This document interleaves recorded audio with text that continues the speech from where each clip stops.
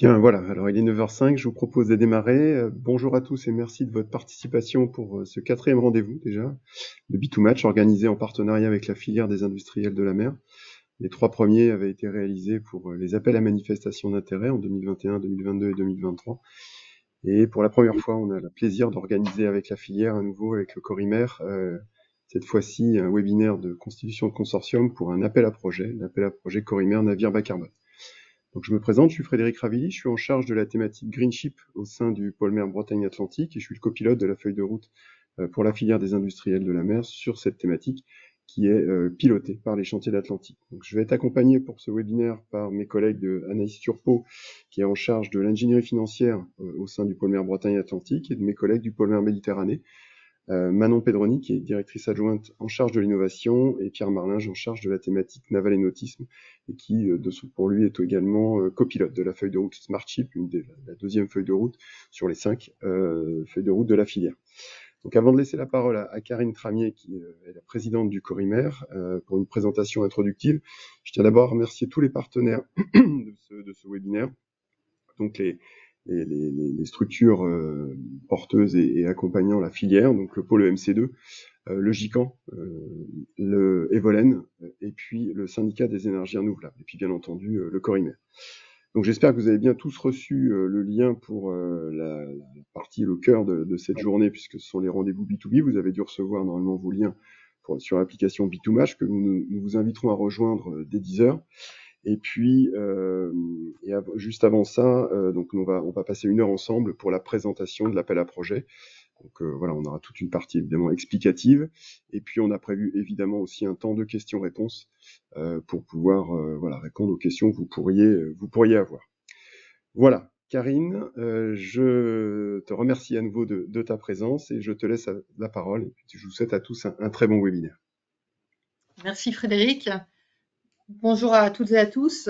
En fait, je remercie infiniment les pôles mer Bretagne Atlantique et Méditerranée de m'offrir cette tribune pour parler à l'occasion de la mise en avant de la AP Corimer Navire bas carbone, pour parler d'innovation au sein de la filière des industriels de la mer et par extension du Corimer. Et donc, mon intervention, je pourrais la qualifier d'innovation au service de la décarbonation du maritime.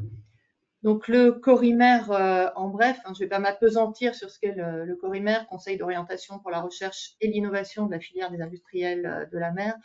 Un simple rappel toutefois, peut-être, voilà. Donc le principe fondateur du Corimer en 2018, c'était vraiment de repenser l'innovation autour d'un agenda commun, en s'appuyant sur les 4 feuilles de route R&D de la filière que vous retrouvez ici, donc Greenship, SmartShip, mais également Smart Yard et Industrie en mer du futur, qui sont régulièrement actualisées et qui ont été rejointes depuis par celles traitant de sécurité, sûreté et environnement en mer. Donc, les feuilles de route Greenship et SmartShip sont les points d'entrée de la AP Corimer Navire bas carbone. Elles vous seront présentées en détail tout à l'heure. Je n'irai donc pas plus avant sur cette planche, mais vous y trouvez déjà les grandes thématiques de ces feuilles de route.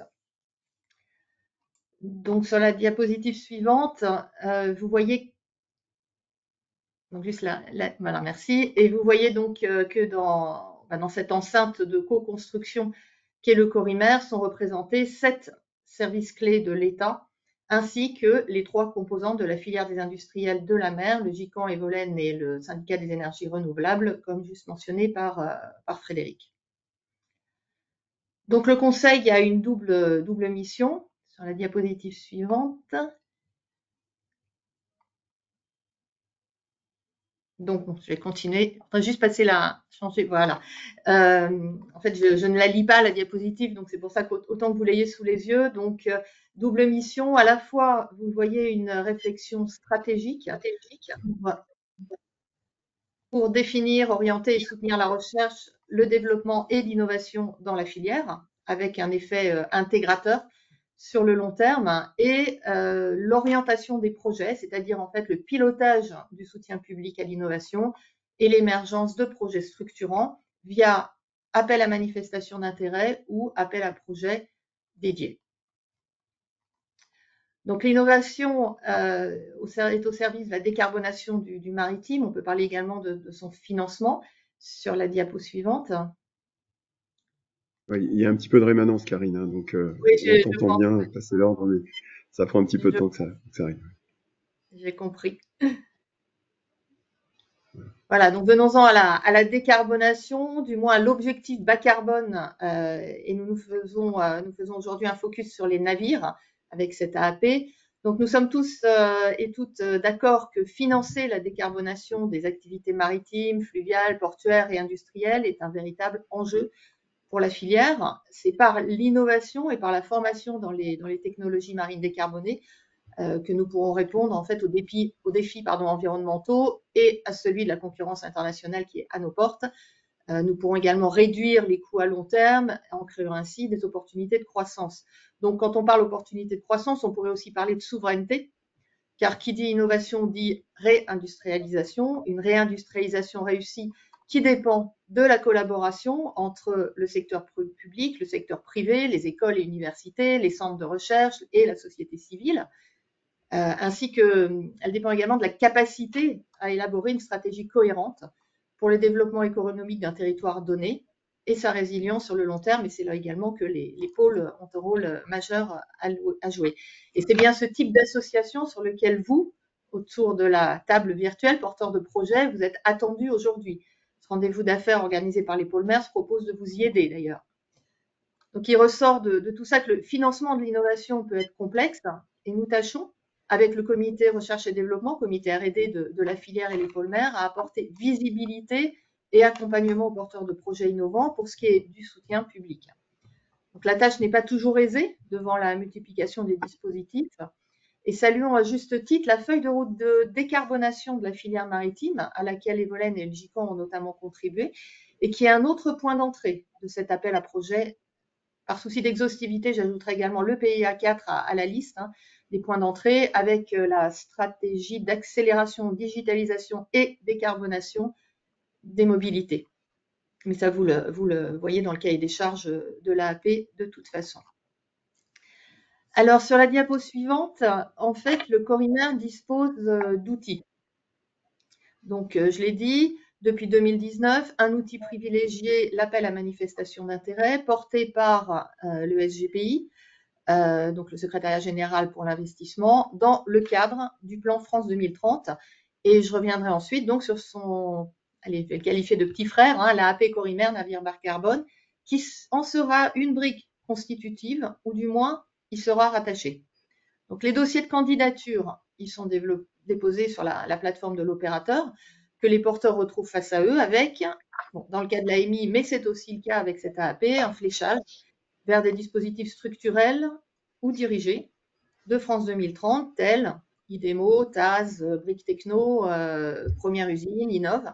Et des experts de la filière sont intégrés dans les jurys. Et c'est quelque chose sur lequel nous sommes très vigilants. Donc, experts de la filière pour que véritablement les experts soient au fait et puissent challenger à raison les projets que vous leur soumettez. Donc, 4 AMI Corimer ont déjà été lancés avec un soutien financier en constante progression. 19 millions en 2019, 33 en 2021, 52 en 2022, 75 en 2023, auquel on ajoute 25 millions d'euros dans le cadre de l'AAP Grand Fonds Marin, objet 10 de France 2030, les grands fonds marins, et 25 millions d'euros pour la stratégie TAS de l'ADEME sur l'éolien offshore et l'osmotique. Il y a un certain nombre de projets qui peuvent être portés au crédit du Corimer, donc un total de 125 millions d'euros pour l'année 2023. Et je vous invite à découvrir d'ailleurs tous les lauréats sur le site du Corimer. Alors malheureusement, vous le voyez ici, aucune sortie d'AMI en 2024 et nous appelons donc un AMI Corimer de nos voeux pour 2025. Des AAP aval comme IDEMO et Première Usine sont toutefois en cours de rechargement et nous disposons donc tout de même, et nous en sommes vraiment ravis, de cette AAP Corimer Navire Bas Carbone dont l'enveloppe n'est pas encore communiquée. Je ne vais pas dire qu'elle n'est pas figée, mais en tout cas, elle n'est pas officiellement communiquée. Et à nous de proposer des relèves à la fois quantitatives et qualitatives, ce qui serait un argument majeur pour demander à minima une suite à cet appel à projet. Alors derrière, j'ai prévu de vous présenter quelques exemples de lauréats des appels à manifestation d'intérêt. On va laisser le temps au système de bien vouloir nous donner l'image, ça y est. Donc je ne peux pas ne pas mentionner donc quelques lauréats des AMI Corimer passés. Ici, j'ai repris certains de la catégorie Greenship, parfois couplés, et c'est tout à fait naturel, à Smartship. Je pense que ça vous sera expliqué plus en détail tout à l'heure. Donc je vous laisse les découvrir quelque part et vous en inspirer. On va avoir en fait 2000, j'ai repris 2019, 2021 et 23, donc il y a trois diapos, mais on va être sur performance énergétique et intégration de technologies innovantes. On va être sur des tissus pour les voiles. Là, c'était Trilam Biotex. Les deux précédents, on va dire, c'est Digit Plus et Zest, si les noms vous disent quelque chose. On va avoir également de la collecte et de l'analyse de données. À l'époque, c'était Cassiope en 2019. Si on passe sur 2020, non, pardon, ça c'était 2021, pardon. Si on passe sur 2022, on va être sur la propulsion électrique, pionimétique, la propulsion vélique pour tout type de navire, des ailes, des kites, de l'hybride, des mâts composites. Là, on va être sur FinX, qui a pas mal été cité dans la presse depuis. On va être sur Wizamo avec Michelin. On va être sur Beyond the Sea avec le projet Kiwin. On va être également sur Mervent 2025. Et si on reprend 2023, on est toujours sur sur de propulsion vélique avec des ailes à haute performance, avec le projet Silences, avec le projet CWS Prod et également avec TGMC. Donc là, on est sur des grands mâts composites carbone pour la propulsion vélique, mais de navires de grande taille. Donc tout ça, vous le retrouvez sur le site du Corimer avec un peu plus de détails, bien évidemment. Sur la dernière diapositive, je vais plus revenir sur l'AAP Corimer navire bas carbone. Donc vous l'aurez compris, cette AAP revêt un intérêt majeur pour la filière. Donc contexte et mode de fonctionnement vont vous en être expliqués dans quelques minutes. À noter quand même, j'insiste, l'absence de la composante hydrogène, mais c'est bien parce qu'elle bénéficie d'un guichet dédié. L'ouverture au nucléaire civil et l'éligibilité, bien que non prioritaire, est donnée également au fluvial, à la plaisance et au dual.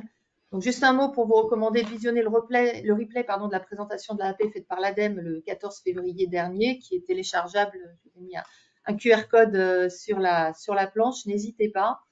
Et je me permets d'insister en conclusion sur le travail hors pair et le rôle clé tenu par les pôles maires dans la labellisation de vos futurs projets, mais ils le feront mieux que moi, bien évidemment. Donc, merci pour votre attention. Je laisse donc la parole aux pôles maires et je vous souhaite de fructueux échanges avec vos pairs et une belle journée.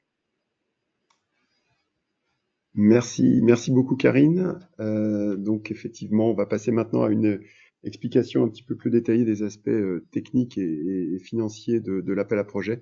Manon, si tu veux prendre la parole.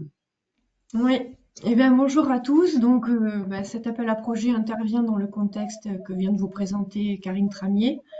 Donc il s'inscrit à la fois dans les feuilles de route Greenship et Smartship de la filière qui vont vous être décrites dans quelques instants par mes collègues. Et dans le cadre de la stratégie d'accélération France 2030, donc digitalisation et décarbonation des mobilités. L'objectif, c'est vraiment de permettre un leadership français dans les technologies de décarbonation du transport maritime et fluvial dans un contexte que vous connaissez bien qui est mondial. Donc les objectifs généraux de cet appel à projet sont doubles. Le premier objectif, c'est de soutenir l'innovation, le développement ou l'amélioration, donc tous les mots vont compter, de composants, d'équipements et de systèmes, donc là aussi tous les mots comptent, liés à la décarbonation du transport et des opérations de services maritimes et de transport fluvial. Le deuxième objectif consiste à contribuer à soutenir des projets de démonstrateurs, de pilotes ou de premières commerciales sur le territoire national. Donc voilà, ça vous donne une idée déjà des types de projets attendus. En termes de thématiques, et ce sera repris aussi dans la feuille de route Greenship, mais L'appel à projet vise à soutenir le développement de briques technologiques ou de démonstrateurs selon les deux thématiques qui sont mentionnées ici. Donc, la première, la réduction de la consommation d'énergie et des impacts. Donc, on parle ici d'efficacité énergétique, d'excellence opérationnelle, d'optimisation de la performance, de routage, d'optimisation de la traînée ou de réduction des émissions de CO2 dans l'atmosphère. La deuxième thématique donc, concerne l'intégration dans les navires et les bateaux d'énergie renouvelable ou bas carbone. Donc on retrouve les systèmes propulsifs innovants, la propulsion électrique, les énergies bas carbone et la propulsion vélique. Et comme le mentionnait Karine, donc les carburants durables, à l'exception de l'hydrogène qui fait l'objet d'une stratégie France 2030 dédiée et donc d'un guichet également dédié. On peut passer à la slide suivante.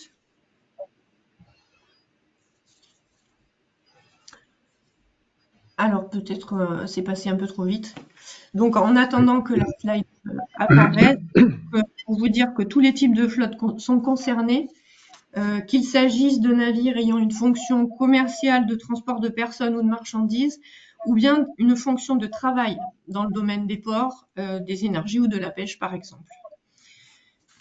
Les projets qui sont duaux, fluviaux ou touchant la plaisance, Karine l'évoquait également, ils seront éligibles mais non prioritaires par rapport à d'autres typologies de projets.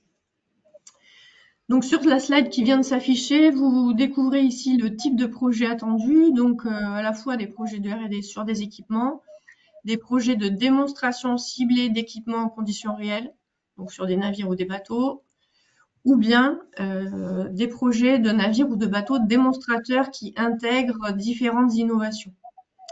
Ce qui est attendu en fin de projet, c'est au moins un démonstrateur en environnement opérationnel. Donc, c'est ce qu'on appelle le niveau de TRL, niveau de maturité. En termes de portage pour ces projets, donc les projets devront être portés par une entreprise qui peut être seule ou en collaboration. Donc, vous voyez les porteurs éligibles, donc équipementiers, fournisseurs de solutions, intégrateurs, chantiers navals, bureaux d'études, armateurs. Les acteurs publics de la recherche sont bien sûr tout à fait acceptés au sein des consortiums et ils peuvent être partenaires du consortium mais ne peuvent pas porter. Voilà, Frédéric Ravilly et Pierre Marlin, je vais maintenant vous préciser les enjeux des feuilles de route Greenship et Smartship en lien avec cet appel à projet. Et ensuite, donc Anaïs Turpot vous précisera les critères et les éléments à connaître un peu plus précis pour le dépôt du dossier.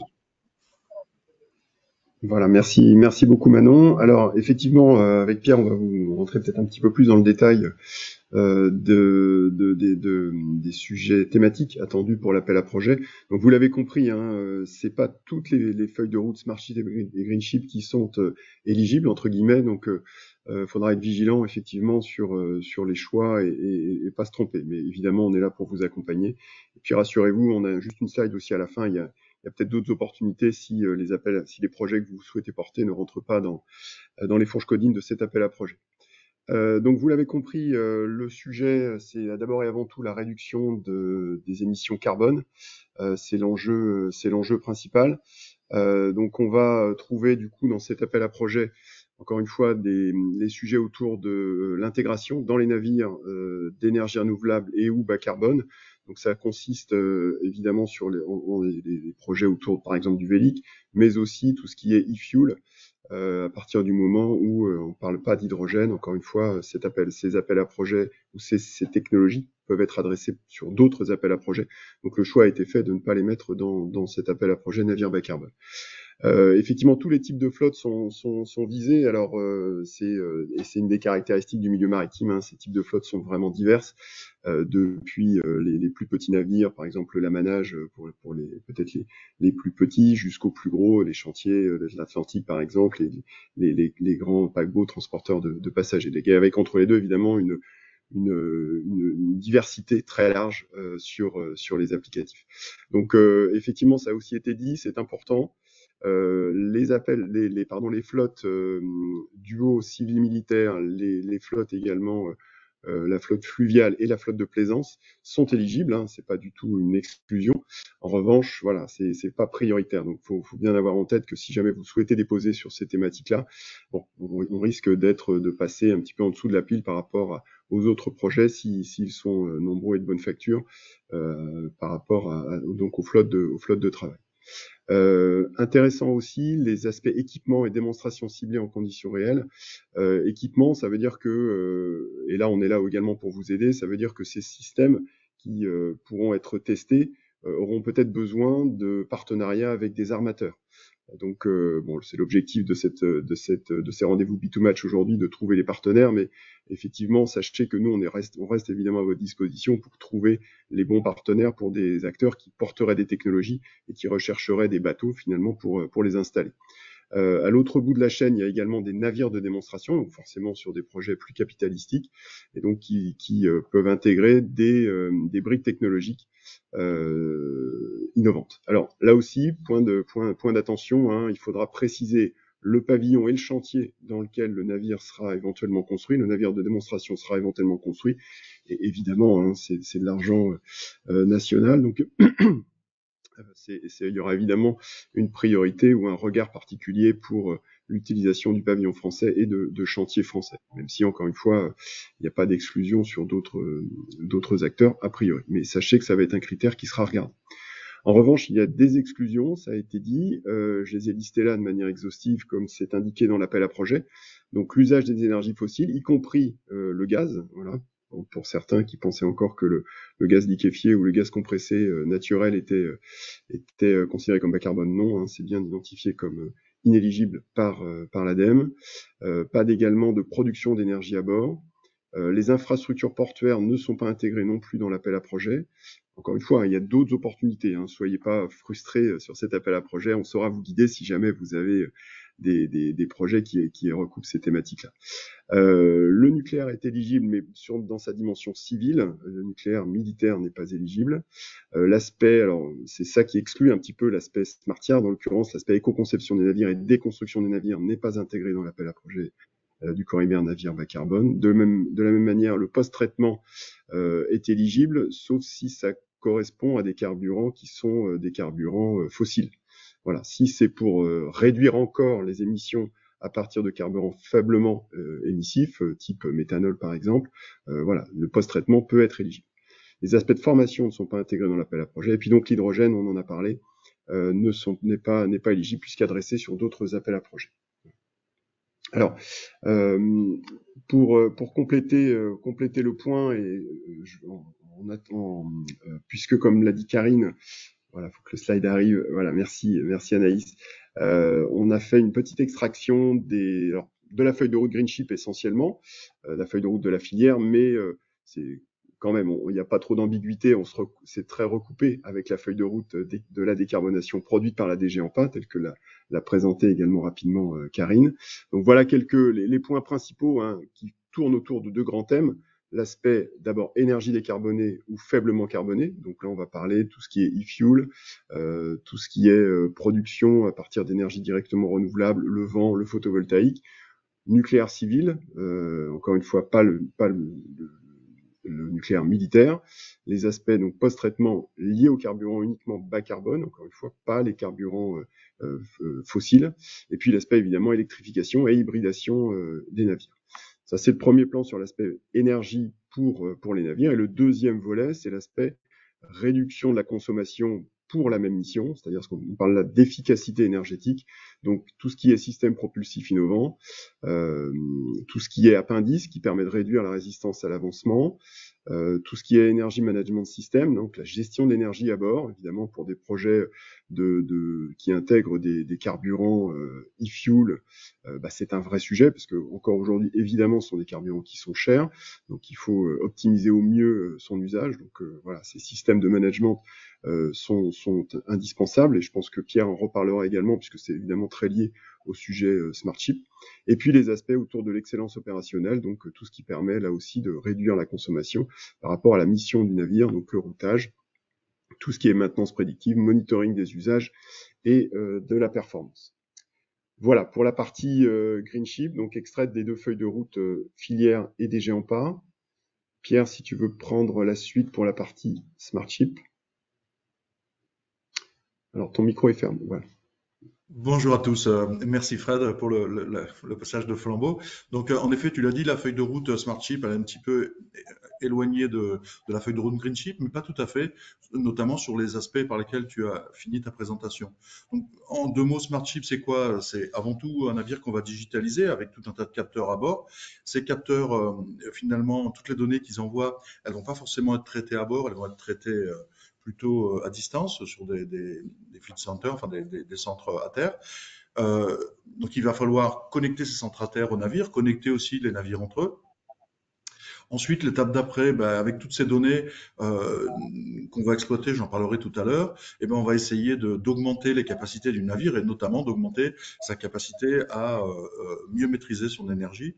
Et puis enfin, l'étape ultime du Smart Ship, c'est les drones et les navires autonomes. Alors évidemment, on peut imaginer dans un avenir qui est quand même assez lointain que quand les navires de transport seront notamment de fret, n'embarqueront plus de personnel, il y a un certain nombre de contraintes qui sont liées à la vie à bord, qui allégeront le bateau et qui le rendront plus économe en énergie, donc qui auront aussi un impact sur la décarbonation. Donc voilà en gros ce que c'est que la feuille de route Smart Ship et les sujets qu'elle adresse. Si on peut passer à la planche suivante. Donc le lien avec la décarbo, donc en fait ce navire digitalisé, on va aller chercher des données partout, c'est ce qu'on appelle la big data, donc des données à bord, donc des données qui sont liées à la vitesse du bateau, à son type de chargement, à son attitude, au fouling de sa coque ou de son hélice, et puis aussi des données qu'on va aller chercher, donc soit qui seront fournies par le bateau, soit qui seront fournies par des capteurs, soit des satellites, soit des buoys, notamment des profondeurs d'eau, la force et la direction du vent, la force et la direction de la houle. On va aller chercher des données aussi sur le moteur, donc des données de température, de pression, de qualité de fuel. Avec tout ça, on va donner ça à digérer à de l'intelligence artificielle, enfin à des calculateurs, qui vont être en lien avec le jumeau numérique du navire, qu'on fera évoluer en dynamique pour le rendre le plus près possible de la réalité, du vrai bateau. Et en fonction de ça, on pourra élaborer des stratégies dont tu as parlé tout à l'heure, Fred, notamment des stratégies de routing. Donc en essayant d'optimiser le trajet du navire pour le faire passer par les endroits qui vont l'amener à moins consommer. Alors pourquoi? Peut-être parce qu'il aura le vent arrière, peut-être parce qu'il sera moins sensible à la houle. Et puis tout ça fera que, en faisant passer par le bon itinéraire, on réduira sa consommation. Il y a autre chose aussi en fiabilisant finalement, c'est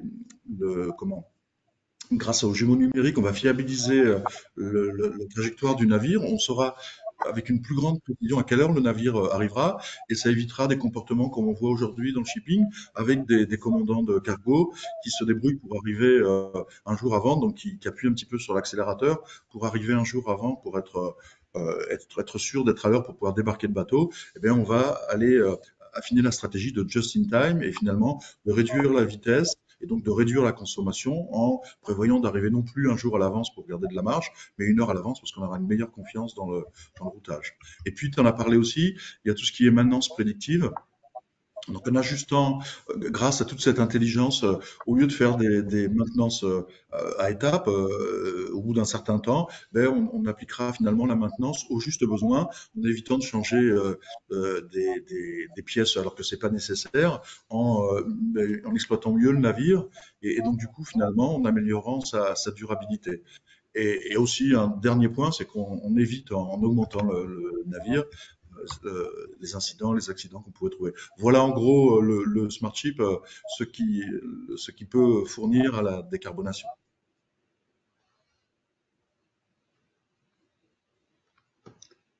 Anaïs, tu prends la suite pour nous parler cette fois-ci de la financiabilité, disons, des projets. La financiarisation. Merci beaucoup. Alors, comme l'a dit et précisé Karine, vous avez accès au replay du webinaire qui a été donné par l'ADEME qui précise vraiment très bien tous ces critères d'éligibilité, toute la sélection, etc. des projets. Après, voilà, on va vous en faire un petit récapitulatif. Donc, au niveau des projets, c'est toujours la première chose qu'on dit, c'est qu'avant de passer la sélection, il faut se rendre éligible. Ça paraît bête, mais un projet qui est incomplet, par exemple, ne sera pas instruit. Donc, ça serait dommage d'être écarté avant même d'avoir pu pouvoir présenter son projet. Donc voilà, il faut présenter un projet complet qui est vraiment un grand caractère innovant et qui respecte les thématiques de l'AAP. Donc ça, c'est vraiment le b.a.-ba, mais c'est très important. Ensuite, on a des montants minimums. Donc, il faut savoir que pour les projets individuels ou en consortium qui sont portés par une PME, le montant minimum du projet devra être d'1 million d'euros. Sachant que s'il est porté par un grand groupe, là, on passe à 4 millions d'euros minimum pour ces projets-là. Si votre projet est porté par un consortium de partenaires, il faut savoir que vous ne pouvez pas être plus de 5. Hein, s'il y a des partenaires supplémentaires, ben voilà, il faudra soit les positionner en sous-traitant, soit malheureusement les écarter parce que ça c'est un critère non négociable. Ensuite, il faut savoir qu'au niveau des partenaires, il y a une vérification qui est faite au niveau de leur capacité financière et humaine également à porter des projets. Je pense notamment aux PME, où on va toujours aller vérifier qu'il y a le niveau de fonds propres nécessaire à la mise en œuvre du projet et également les ressources humaines, hein, notamment si l'entreprise est déjà engagée dans des projets de R&D, etc. Donc ça, c'est des choses qui sont vraiment vérifiées en amont et auxquelles il faut porter une attention particulière. Et enfin, un des grands critères d'éligibilité qui sera regardé, c'est vraiment que le projet soit respectueux des normes environnementales, hein, notamment évidemment au vu de la thématique, ça prend tout son sens. Donc ensuite, au niveau des critères de sélection, donc voilà, c'est séparé en six grands domaines. Donc en premier lieu, votre projet sera jugé au niveau de son caractère innovant. Hein, il faudra vraiment que les verrous technologiques à lever soient extrêmement bien identifiés, caractérisés et que voilà, on puisse juger de leur faisabilité technique et de votre capacité à les lever. Donc ça, c'est vraiment la première chose. On en a parlé, le niveau de maturité visé en fin de projet, c'est un niveau de TRL 7 minimum. Donc hein, on peut aller plus loin, hein, mais voilà, il faut quand même viser un projet assez mature. Et évidemment, faire une très belle évaluation de l'état de l'art, donc où se positionne votre projet, hein, dans ce qui a été fait précédemment et dans la concurrence, on va dire, technologique et commerciale. Ensuite, on va avoir tout un tas de critères de sélection au niveau de la capacité financière et opérationnelle. Donc, c'est ce que je disais, évaluation notamment des capitaux propres pendant le projet au regard des aides demandées. C'est-à-dire qu'on a toujours cette règle de 1 euro prêté, 1 euro en fonds propres. Hein. C'est important pour être sûr d'être en capacité de mener le projet à bien et à terme. Et ensuite, il faut vraiment inclure une stratégie d'entreprise, vraiment qu'on voit où vous allez et que va apporter vraiment le projet aux entreprises et aux laboratoires associés au consortium, au niveau des résultats en termes d'industrialisation. Ensuite, il y aura des critères de sélection au niveau de l'impact social. Donc, il faudra évidemment préciser les retombées économiques en termes d'emplois créés et d'emplois maintenus dans les entreprises, hein, c'est important, et la valorisation qui sera faite des acquis technologiques. Donc, vraiment, comment vous allez valoriser les produits et services qui sont développés dans le cadre du projet. Il faudra également faire attention à la réplicabilité et au caractère structurant du projet pour la filière. Donc, il faut vraiment que votre projet ait un caractère vraiment structurant, c'est-à-dire qu'il serve les ambitions de la filière de la décarbonation au sens large et pas seulement que ce soit un projet qui quelque part qui ne serve que les intérêts d'une entreprise en particulier ou des entreprises du consortium. Donc vraiment ça, il faut vraiment avoir ça en tête, ce qu'on appelle un projet structurant.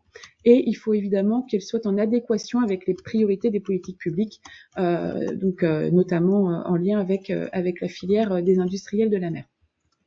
Ensuite, comme je disais, l'impact environnemental. Donc évidemment, vu le thème, il faut que ça joue en faveur de la décarbonation du maritime et que ça réduise les émissions de polluants atmosphériques.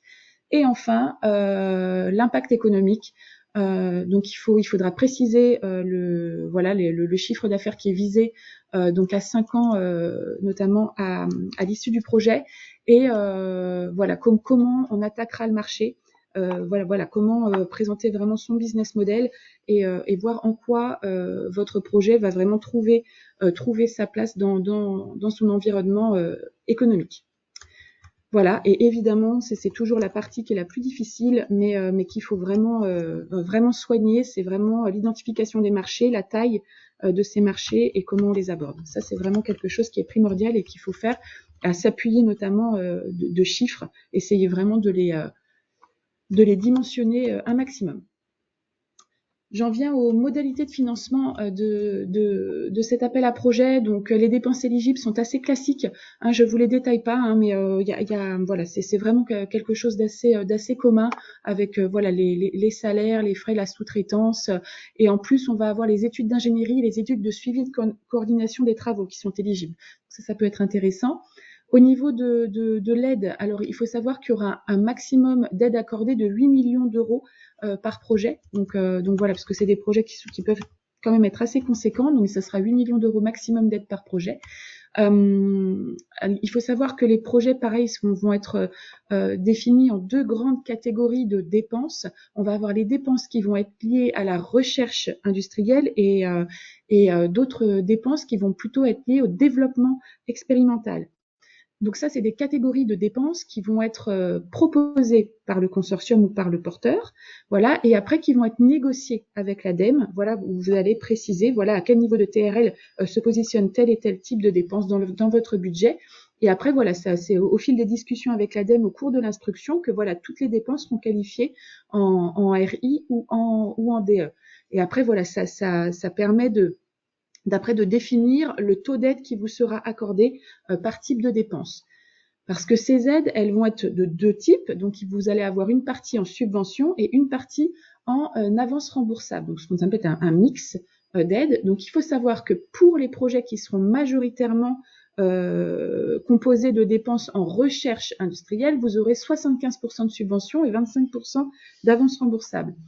Concernant les projets qui seront majoritairement en développement expérimental, vous aurez 60% de subvention, 40% d'avance remboursable.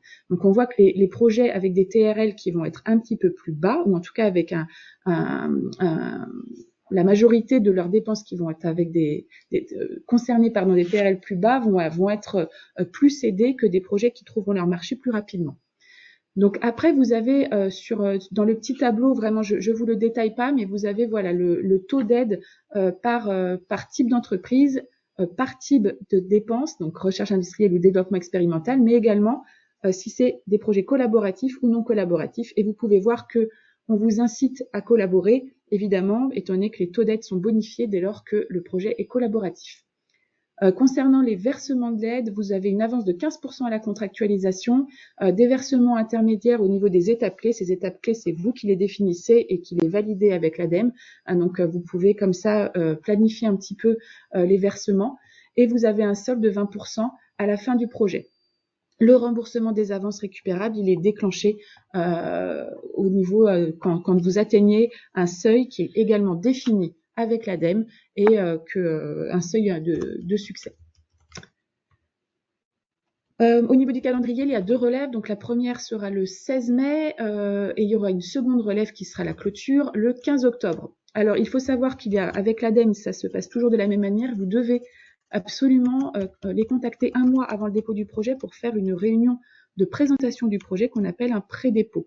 Donc il s'agit de présenter vraiment le projet succinctement et d'avoir quelque part un go de l'ADEME pour aller plus loin au niveau du dépôt et voilà, de les aviser quelque part de votre intention de déposer un projet.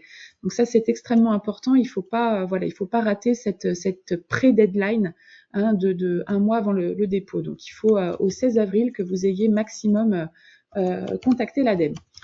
Donc les projets présélectionnés seront tous auditionnés, donc ça c'est important d'avoir en tête qu'il y aura une audition et il faut compter à peu près 6 mois d'instruction. Vous avez une slide de l'ADEME qui précise très très bien le calendrier, les différentes étapes. Donc voilà, on vous incite à aller regarder ça. Voilà, moi j'en ai fini et je repasse la main à Manon pour l'accompagnement des pôles. Oui, merci Anaïs. Alors là, c'est la dernière partie, donc on va vous parler d'accompagnement et de labellisation de projet. Donc les pôles peuvent vous accompagner dans votre démarche de structuration de projet, notamment par le biais d'une labellisation.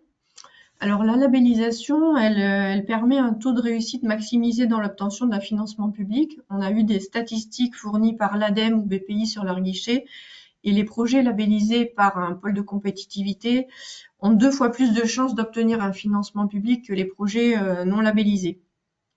Au niveau des 2 pôles mères, le taux de réussite moyen dans l'obtention d'un financement public est de l'ordre de 75 à 80%. Donc voilà, c'est aussi intéressant d'avoir ces statistiques en tête pour vous montrer aussi l'intérêt d'une labellisation. Alors la labellisation, qu'est-ce que c'est? C'est à la fois un accompagnement du projet pour le faire maturer. Donc typiquement, voilà, on décrypte pour vous les guichets de financement disponibles. On peut vous aider à trouver des partenaires. Ce seront les rencontres B2B qui démarrent à 10 heures. Vous pouvez aussi nous contacter en direct pour ça. Voilà, et on peut vous aider tout au long du montage de votre projet. Donc c'est à la fois cet accompagnement, mais c'est aussi un acte de reconnaissance de la pertinence de votre projet par des pairs de votre domaine d'activité. Donc, qui sont ces pairs en fait, ce sont les experts qui composent le conseil d'administration côté pôle mer Bretagne Atlantique et le comité de pilotage du pôle mer Méditerranée. Ce sont des membres qui sont élus parmi le réseau des pôles et qui sont souvent des dirigeants d'entreprise ou des directeurs de labos de recherche, directeurs innovation, etc. Donc, ils connaissent très bien les enjeux et les filières et donc ils sont très pertinents pour pouvoir analyser votre projet suivant les critères de l'appel à projet sur lequel vous souhaitez déposer votre projet. Donc très souvent, c'est ce que vous avez décrit Anaïs, mais il y a des critères sur le caractère innovant, sur l'atteinte du marché, sur la capacité de portage, le consortium, etc.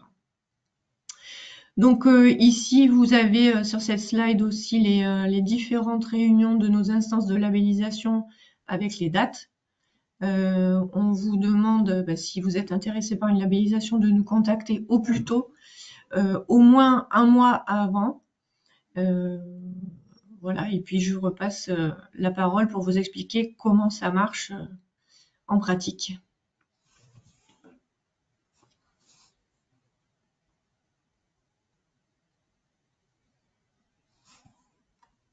Donc voilà, pour aller sur l'aspect plus opérationnel, par rapport à ce que vous a décrit Manon, effectivement, le parcours d'accompagnement des pôles de compétitivité, alors là je parle au nom des 3 pôles finalement qui accompagnent la filière, les 2 pôles mères et ainsi que le pôle EMC2. Voilà, c'est un processus qui a de multiples portes d'entrée, donc faut pas se dire que parce que vous n'avez pas passé les premières étapes, on peut pas vous accompagner. Non, vous pouvez vraiment rentrer dans le processus à n'importe quel moment.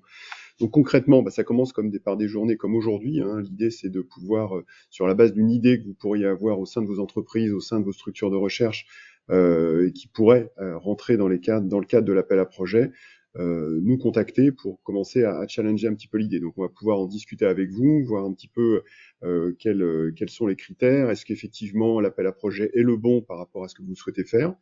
Ensuite, on va travailler avec vous sur les partenaires qu'il faudra mettre autour de la table. Ces partenaires, donc en offrant notamment des opportunités comme celle d'aujourd'hui, avec la possibilité de rencontrer tout un écosystème, mais on le fait aussi de manière individuelle, en fonction de votre besoin. Je reprends l'exemple que je donnais tout à l'heure avec les armateurs qui vont être des acteurs clés pour les personnes qui vont tester des équipements. Voilà, si vous trouvez pas ces contacts lors du B2Match, on saura vous mettre en relation avec eux, voilà, selon vos besoins. Donc constituer comme ça le consortium et identifier et trouver les bonnes compétences avec qui il serait bon de s'associer pour pouvoir mener à bien le projet.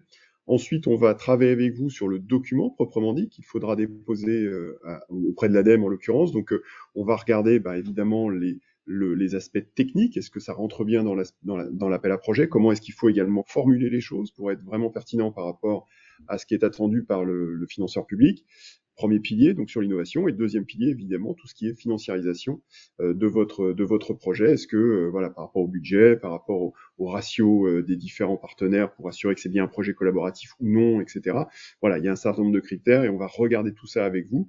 Alors on est toujours bienveillant, hein, on va vous challenger évidemment sur ce projet. L'objectif étant d'avoir un document le plus robuste possible et le plus efficace possible. Et encore une fois, Manon l'a dit, force est de constater que c'est des méthodes qui fonctionnent hein, depuis que les pôles existent. Voilà, les statistiques parlent pour nous. Une fois qu'on a tout ce document, on pourra aussi organisée au-delà de la réunion qui est proprement dite organisée auprès de l'ADEME, puisque ça c'est un critère, comment dire, une porte obligée, un passage obligé pour pouvoir aller vers le dépôt, hein, donc un rendez-vous un mois avant avec les services de l'ADEME. On pourra aussi, si c'est nécessaire, compléter ces échanges avant, après, en questionnant l'ADEME, en faisant un petit peu l'intermédiaire. Tout ça, tout ce travail est sanctionné in fine par une labellisation qui garantit la qualité du travail, la qualité du dossier. Donc là, encore une fois, c'est finalement le passage qui permet de valider tout le travail qui aura été fait au préalable et donc la qualité du projet. Vous le déposez, bon, le travail se poursuit au sein de l'ADEME pour l'instruction. Une fois que le financement est obtenu, et évidemment, on espère que ce sera le cas pour vous, derrière, on lâche pas pour autant le projet. Soyez conscients que même au-delà du financement, on continue à vous suivre parce que, voilà, comme dans tout projet de recherche, hein, il peut y avoir des aléas, il peut y avoir des retards, il peut y avoir des partenaires aussi qui quittent le bateau sans mauvais jeu de mots pendant le projet. Voilà, ce sont des choses qui arrivent. Donc on reste à vos côtés pour éventuellement retravailler le consortium, pour faire un petit peu l'échange aussi, l'intermédiaire avec le financeur public, si jamais il y a des retards, etc. Ce qui est somme toute assez commun dans les projets de recherche. Donc voilà, ce sont des choses qui arrivent. Donc on est là aussi à vos côtés pendant cette phase de réalisation proprement dite du projet. Voilà, donc vous comprenez que c'est un travail vraiment sur le long cours, aussi bien dans la phase de construction de lien avec le financeur que de post-financement pour vraiment le suivi du projet dans son déroulé. Donc l'accompagnement des pôles est vraiment sur le long cours. Si tu veux passer au slide suivant. Alors pour terminer et qu'on se laisse quand même un tout petit peu de temps parce que je vois que le temps passe. Voilà, donc vous dire que donc l'appel à projet, on vous l'a détaillé, il y a évidemment des critères de sélection qui sont assez précis. Encore une fois, ne vous désespérez pas si vous pensez que votre projet ne rentre pas dans ces fourches coding. Il y a d'autres opportunités. Donc j'en cite ici au moins deux. Un premier appel à projet que vous connaissez certainement puisqu'il y a eu pas mal de communication autour. Donc c'est l'appel à projet sur le financement de la CMA-CGM et géré par BPI. Donc on va vous mettre le lien ici. Donc on vous enverra les slides. Hein, donc vous pourrez retrouver ces liens. Clôture le 14 octobre. Donc là aussi, on est à votre disposition si vous avez des questions sur cet appel à projet. Et je mentionne une autre initiative, alors qui est pour le coup plutôt pour le côté Polmer Bretagne-Atlantique, mais on est intégré dans un projet européen qui s'appelle Smart Deck et qui peut également financer à hauteur de quelques dizaines de milliers d'euros des prestations extérieures.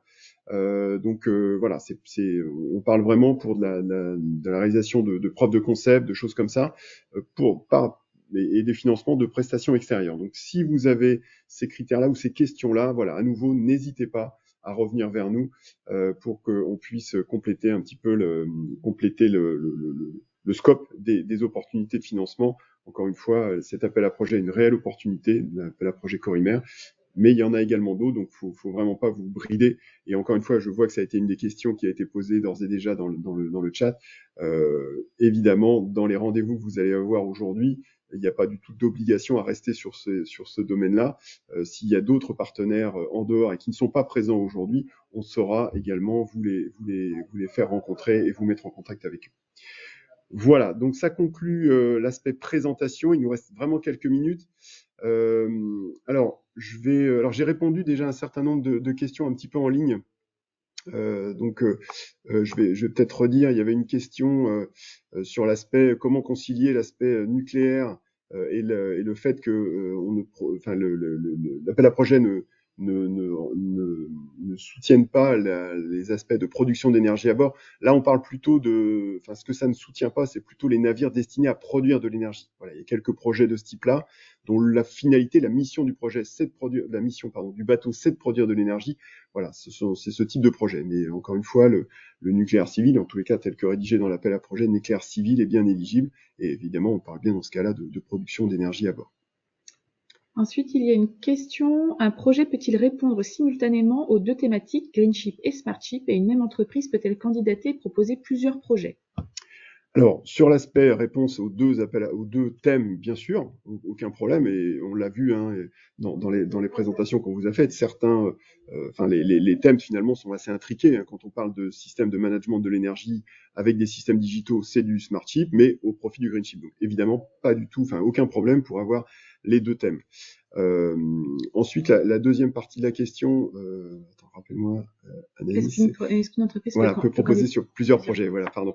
Oui, tout à fait. Alors, si tant est que, en termes de ressources, elle en ait les capacités.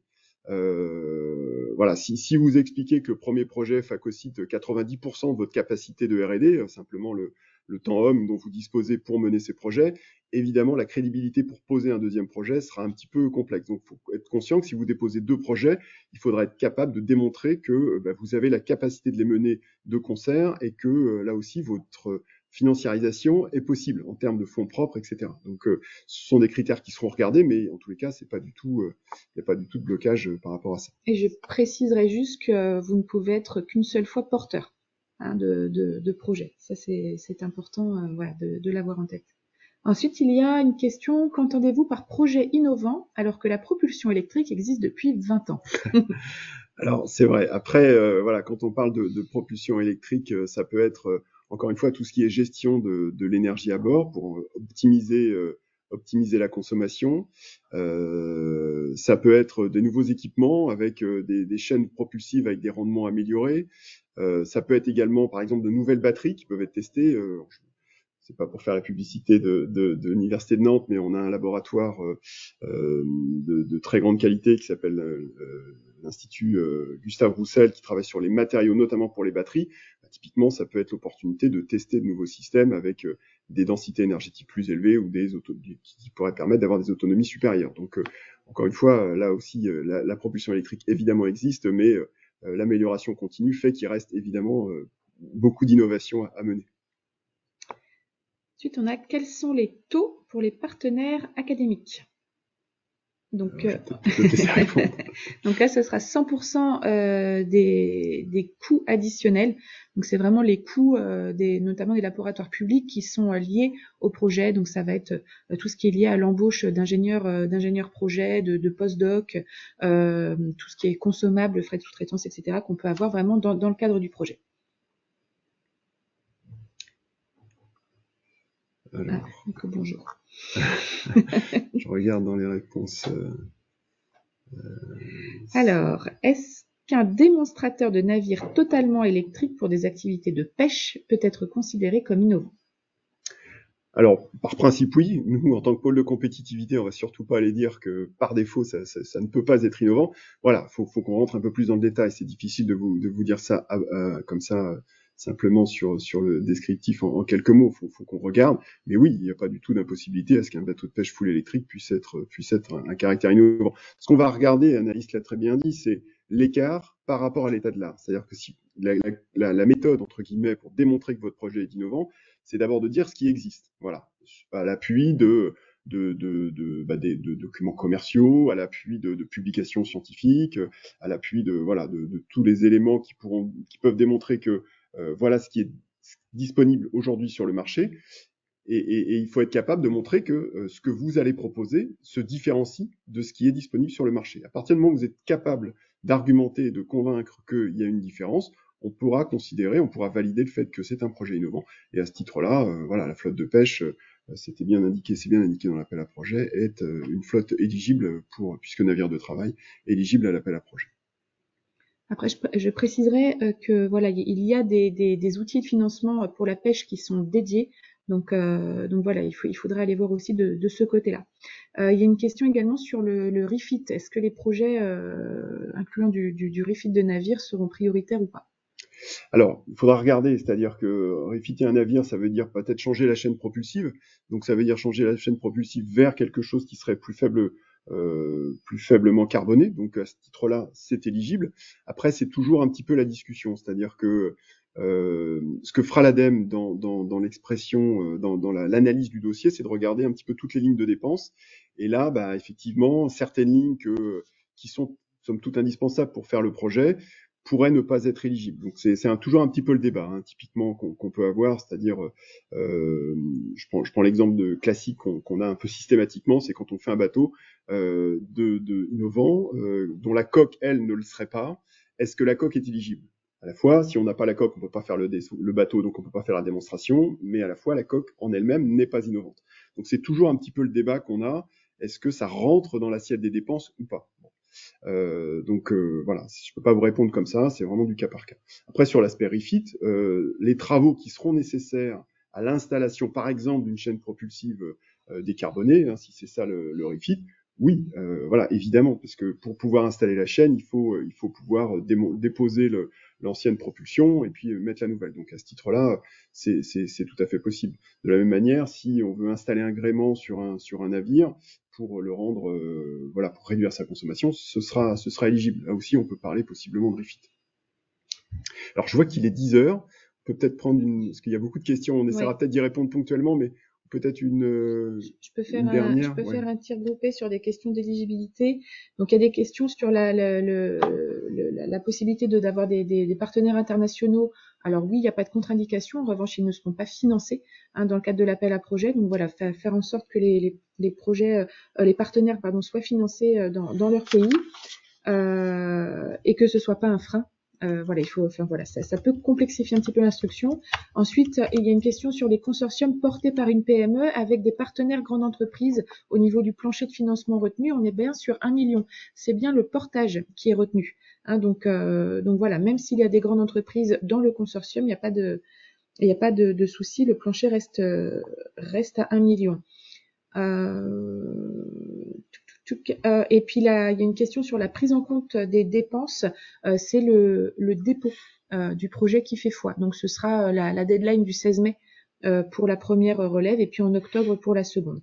Donc voilà. Peut-être une question là sur le niveau technique attendu dans la présentation du projet en pré-dépôt, donc sur la réunion préliminaire avec l'ADEME. C'est quelque chose d'assez simple, hein, c'est quelques slides, une dizaine de slides. Enfin, l'idée c'est vraiment de faire comprendre le projet à l'ADEME. Hein, il n'y a rien de formalisé en termes de format, mais voilà, il faut quand même que l'ADEME comprenne et pour pouvoir se positionner. L'idée c'est de vous faire gagner du temps, c'est pas vous faire travailler sur un dossier complet si dès le départ on sait que c'est pas éligible. Donc c'est vraiment ça l'objectif de ce pré-dépôt. Donc une dizaine de slides normalement doivent être suffisantes pour expliquer le contour et le cadrage du projet. Voilà, on va peut-être vous laisser parce que les 10 heures et certains ont déjà des rendez-vous. Donc merci à tous de votre participation. Merci beaucoup Karine de ta présence. Merci à nos collègues du pôle mer Méditerranée. On vous laisse nous quitter vers vos liens B2Match pour organiser vos rendez-vous. On reste à votre disposition. N'hésitez pas, téléphone, mail, si vous avez des questions sur l'appel à projet et évidemment sur les projets que vous allez ensuite porter. Voilà, je vous remercie. Je vous souhaite une très bonne journée et de beaux rendez-vous. Bonne journée. Merci pour l'animation aussi. Bonne journée. Au revoir. Merci. Merci, au revoir à tous.